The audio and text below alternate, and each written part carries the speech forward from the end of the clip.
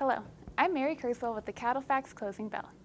Today's Closing Bell is sponsored by VitaFirm. GameSmart Wheat is a free choice vitamin and mineral supplement for stocker cattle, designed to balance basic nutrient needs for maximized efficient gain on wheat or small grain pasture. Learn more at GameSmart.com. Slaughter rates continue to impress, with the final August fed slaughter rate coming in 2.1% above last year on a weekly average basis. Steer slaughter was on pace with expectations and just a bit below last year, while heifer slaughter was especially strong, ending 6.7% above year-ago levels. Cow and bull slaughter remained elevated in August, 7.3% higher than 2021 on a weekly average basis. The annualized cooling rate did show some slowdown though, coming in at 12.3% after being above 13% from May through July. So far, September is off to a good start, as slaughter numbers are on pace to remain strong.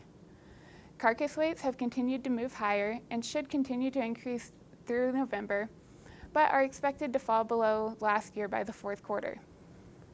These strong production levels have put some pressure on the beef cutout in the short term. Looking forward though, this should put us in a good position in the fourth quarter and on forward as we get into a more current fed supply.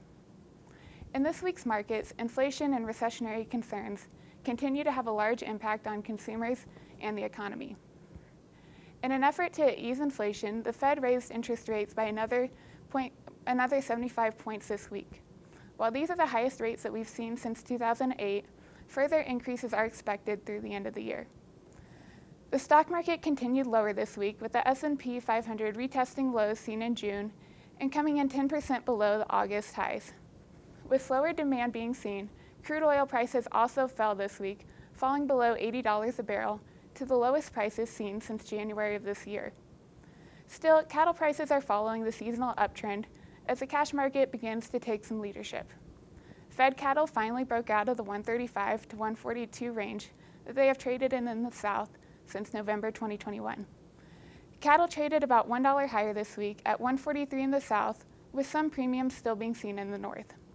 We expect the seasonal uptrend for cattle to continue to move prices higher over the next few months. Thanks for watching, and remember to visit CattleFax.com to become a member and receive the latest market news and analysis.